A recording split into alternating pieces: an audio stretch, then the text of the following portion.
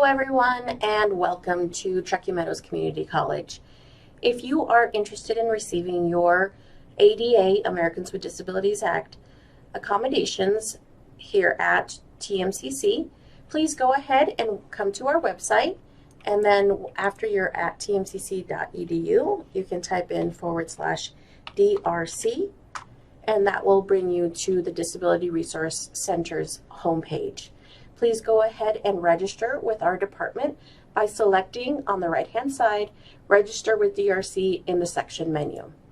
After you click, you will be brought to our online application system, AIM, and you can review the information. In order to be connected with the Disability Resource Center and receive accommodations, you need to complete the registration form.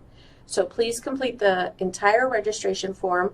You can also review the students' rights and responsibilities and the differences between high school and college in the transition guide. Once again, please fill out your entire registration packet to the best of your abilities. Everything with the asterisk, the red asterisk, is going to be mandatory.